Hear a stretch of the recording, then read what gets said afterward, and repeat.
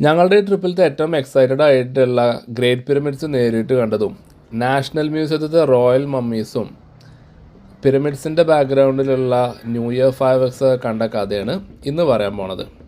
ഞങ്ങളുടെ ഈ ട്രിപ്പിലത്തെ ലാസ്റ്റ് കൺട്രി ആയിരുന്നു ഈജിപ്ത്. കൈറോയിൽ ലാൻഡ് ചെയ്ത് നേരെ ഗിസയിലോട്ട് വന്ന് അവിടെ ഒരു ഹോട്ടലിൽ ചെക്ക് ഇൻ ചെയ്തു. പിരമിഡ് കോംപ്ലക്സിൻ്റെ തൊട്ടടുത്തായിരുന്നു. അതുകൊണ്ട് നമുക്ക് ബെഡ്റൂമിൽ നിന്ന് തന്നെ പിരമിഡ്സിൻ്റെ വ്യൂ ഒക്കെ എൻജോയ് ചെയ്യാൻ പറ്റുമായിരുന്നു. എണീച്ച് നേരെ ഞങ്ങൾ ടെറസിൽ പോയി ഇതിനൊക്കെ നേരിട്ട് കണ്ടു. ആദ്യമായിട്ട് കണ്ടപ്പോൾ ചെറുപ്പം തൊട്ടേ ഈജിപ്ഷ്യൻ ഹിസ്റ്ററിയിലൊക്കെ ഭയങ്കര ഇഷ്ടമുള്ള എനിക്ക് അടുത്ത ദിവസങ്ങളിൽ കാണാനുള്ള കാര്യങ്ങൾ അല്ലിച്ച് ഭയങ്കര സന്തോഷം എക്സൈറ്റ്മെൻ്റ് ആയിരുന്നു. കുറച്ച് ഫോട്ടോസൊക്കെ എടുത്ത് ഞങ്ങൾ നേരെ ബ്രഞ്ച് കഴിക്കാൻ പോയി. പുറത്തിറങ്ങിയപ്പോഴാണ് ഗിസേനെ പറ്റിയുള്ള ഞങ്ങളുടെ എക്സ്പെക്റ്റേഷനൊക്കെ തെറ്റിയത്. തീരെ വൃത്തിയില്ലാത്ത പോവർട്ടി സ്ട്രിക്ൻ ആയിട്ടുള്ളൊരു സ്ഥലമാണ് പിരമിഡ് കോംപ്ലക്സിൻ്റെ പുറത്തുള്ള ഗിസ.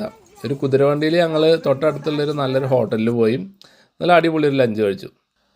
അതിനുശേഷം ഒരു ടാക്സിയും വിളിച്ച് ഞങ്ങൾ അടുത്തുള്ള നാഷണൽ മ്യൂസിയം ഓഫ് അവിടെ പോയി.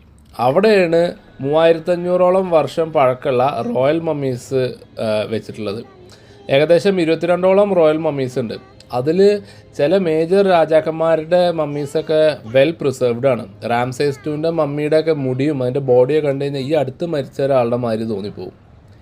മമ്മീസിന് പുറമെ ഈ മ്യൂസിയത്തിൽ ഈജിപ്ഷ്യൻ ഹിസ്റ്ററിയുടെ പല സമയത്തായിട്ടുള്ള അതായത് ഫറോവാസിൻ്റെയും റോമൻസിൻ്റെയും അത് കഴിഞ്ഞ് വന്ന അറബ് റൂളേഴ്സിൻ്റെയൊക്കെ ഏകദേശം 50,000ഓളം ആർട്ടിഫാക്ട്സ് വെച്ചിട്ടുണ്ട്.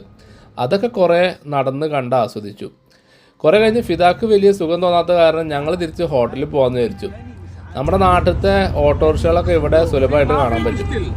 അങ്ങനത്തെ ഒരു ഓട്ടോറിക്ഷയിലാണ് ഞങ്ങൾ തിരിച്ചു പോകാൻ നോക്കിയത്. ഇവിടുത്തെ ആൾക്കാർക്ക് ഇംഗ്ലീഷൊന്നും അങ്ങനെ അധികം അറിയില്ല. പിന്നെ സലാലയിൽ വെച്ച് പണ്ട് പഠിച്ച മുറിയൻ അറബിയൊക്കെ ഉപയോഗിച്ച് ഞാൻ കാര്യങ്ങൾ കമ്മ്യൂണിക്കേറ്റ് ചെയ്തു. ലൈറ്റായിട്ടായിരുന്നു ഞങ്ങൾ ഈ ട്രിപ്പ് ട്രാവൽ ചെയ്തത്. അതുകൊണ്ട് എമിക്ക് കൊണ്ടുവന്ന ഡ്രസ്സുകളൊക്കെ മുഷിഞ്ഞത് കാരണം അവിടുന്ന് ഒരു ഷോപ്പിൽ നിന്ന് കുറച്ച് പുതിയ ഡ്രസ്സുകൾ വാങ്ങി ഈ ട്രിപ്പിൽ ഉപയോഗിക്കാനായിട്ട്.